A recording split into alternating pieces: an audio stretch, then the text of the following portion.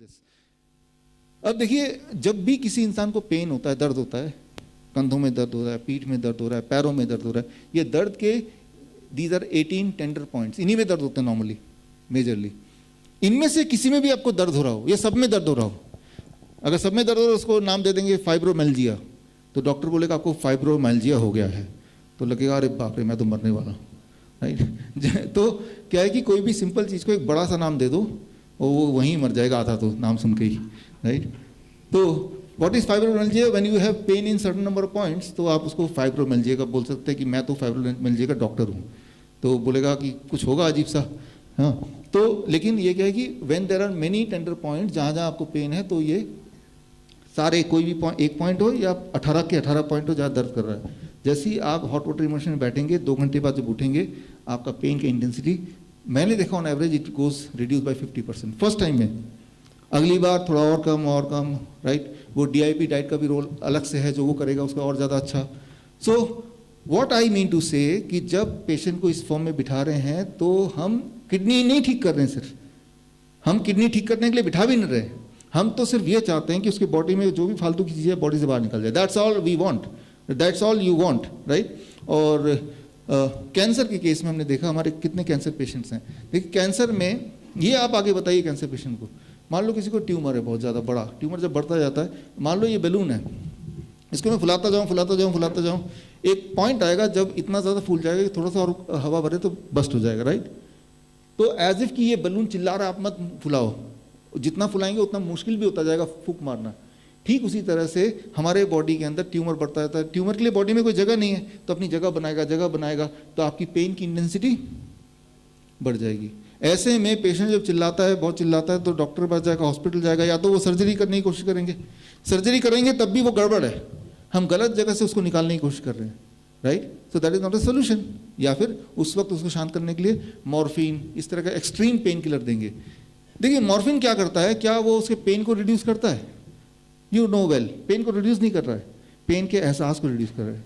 अपनी जगह पे प्रॉब्लम वहीं की वहीं है, लेकिन एज इफ कि वो ड्रग्ड है, तो उसको पता ही नहीं है, नशे में है, उसको वो डिस्कनेक्ट हो गया उस पेन से।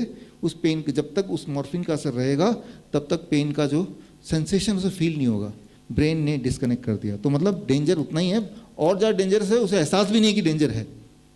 Getting the point, right. तो जो मॉर्फिन वाले पेशेंट हैं, जो दिन में 2 बार लेते हैं, 12 घंटे तक असर रहता है, फिर दोबारा लेते हैं, ऐसे पेशेंट जब हमारे हॉस्पिटल में आते हैं, हिम्स डेराबस्सी में आप अगर जाएं तो हम देखते हैं कि वो 2 डोज लेता है, राइट। सुबह 12 बजे, दोपहर को 12 बजे, रात को 12 बजे फॉर एग्जाम्पल। तो पेन के शुरू होने से पहले ही 1 घंटे से 2 घंटे के लिए हम टब में बिठा देते हैं, राइट। तो पेन के सेंसेशन आने से पहले ही बिठा दिया, तो ये जो हॉट वाटर इमर्शन क्या करेगा, ये ब्रेन को नहीं स्विच ऑफ कर देगा, ये अंदर से कुछ फ्लूइड ओवरलोड को निकालेगा। तो याद रखिए, जो दोनों में पेन कम हो रहा है, मॉर्फिन भी पेन कम कर रहा है, अल्टीमेटली रिलीफ दे रहा है, और ये भी रिलीफ दे रहा है, लेकिन दोनों के मैकेनिज्म को अंडरस्टैंड कीजिए, राइट। मॉर्फिन पहला और ये दूसरा, कौन सा मैकेनिज्म सही है, पहला है दूसरा? Try to understand that. हमें पेशेंट को पेन रिलीफ करना है, fastest, safest, evidence based, right, cost effective, 0 cost, right. 5वें तक पहुंचेंगे, दैट इज एक्सेसिबल, उस पर आएंगे अभी। तो फास्टेस्ट होना चाहिए। अच्छा, क्या ये मॉर्फिन जितना फास्ट है, इससे ज़्यादा फास्ट है? आप मुझे विश्वास नहीं करें, I know you will not believe this, एक बार करके दिखाएं, देखें तो हमने तो करके देखते हैं, इट इज़ एज फास्ट और इवन बेटर देन मॉर्फिन। तो फास्टेस्ट हो गया, सेफेस्ट है। इसकी मैकेनिज्म देखें, इसकी लिटरेचर देखें, अभी तक के एविडेंस देखें, जो या तो हमारे पास हैं या फिर पूरे दुनिया में जो हैं अब तक, अब से पहले। I am not doing anything new, मैं जो आपको बता रहा हूँ ऐसा नहीं कि मैं कोई नई चीज़ बता रहा हूँ, मैं सिर्फ नए तरीके से बता रहा हूँ, राइट। ये आयुर्वेद में भी लिखा हुआ है, हम सिर्फ उसको सिंप्लीफाई करके आपको आप तक पहुँचाना है, otherwise it is already there. तो fastest, safest, evidence based and it easy to do, right, बिना किसी नुकसान के। और हर बार जब वो करेगा, हर बार उसका कैंसर, उसका ट्यूमर पहले से ज़्यादा रिग्रेस करेगा, कम होगा। अगले दिन जब करेगा तो उसका पेन की इंटेंसिटी उतनी नहीं होगी जितनी पहले दिन थी। जबकि मॉर्फिन जब वो लेता है, हर बार उसकी इंटेंसिटी या ज़्यादा होती रहती है, मॉर्फिन का डोज भी उसको बढ़ाते रहना पड़ता है। गेटिंग द पॉइंट, दोनों की फ़र्क देखिए, राइट। तो आप यहाँ पे देखेंगे कि what I was talking about, कि अलग अलग बीमारी, वो कैंसर भी है, डायबिटीज़ भी है, बॉडी के पेन भी हैं, किडनी फेलियर भी है। हम जब बोलते हैं kidney failure, hymns hospital kidney failure, actually ये जो technique it is not just for kidney failure, ये आपको क्लियर हो गया, राइट। किडनी फेलियर नाम की कोई एक सिंगल डिजीज है भी नहीं वैसे देखा जाए तो, राइट। भारत देश इनोवेशन का देश है, आइडियाज़ का देश है, और या फिर जुगाड़ का देश है।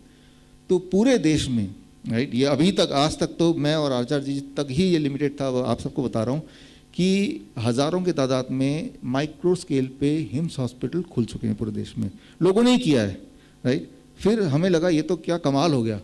फिर उन लोगों को हमने कांटेक्ट किया, आपने अपने अपने घर में जैसे किया है वो आप हमें बताओ, क्यों? क्योंकि हम आप तक पहुंचाएंगे, बाकी तक पहुंचाएंगे, जो नहीं कर पा रहे उन तक पहुंचाएंगे।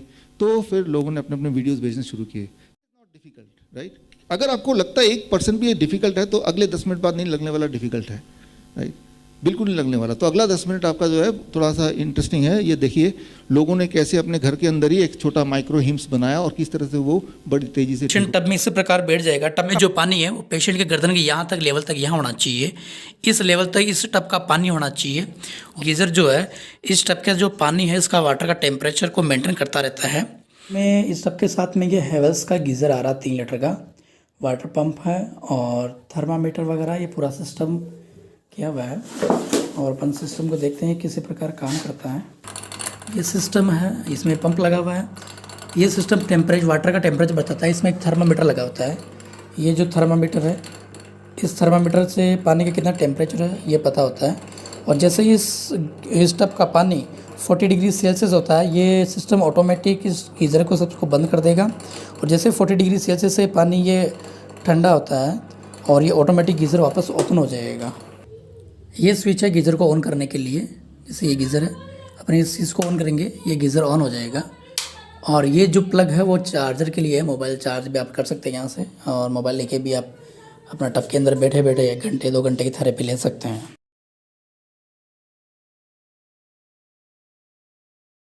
मगर डॉक्टर विश्व स्वरूप चंडीगढ़ वाले, उनका हमने वीडियो देखा। वीडियो देख के उन्होंने बताया कि एक टफ हो जो 5 लंबा हो, 2.5 फुट ऊंचा हो और 2.5 फुट चौड़ा हो, उसमें पानी भर लीजिए 200-300 लीटर, और वो 40 डिग्री तापमान पे पानी रहना चाहिए। 40, इसके लिए हमने ये टब बनाया, बेहतरीन टब बनाया। और इसमें ये गीजर लगा दिया। ये गीजर जो है, ये गीजर से पानी जाता है, गर्म होके वापस आ जाता है। ये टेम्परेचर मेंटेन करता है सारा टेम्परेचर। ये 40 डिग्री तापमान में पानी है अभी। और ये बच्चा मेरा 21-22 साल का है, और हमने 4-5 दिन से हमने ये काम चालू किया।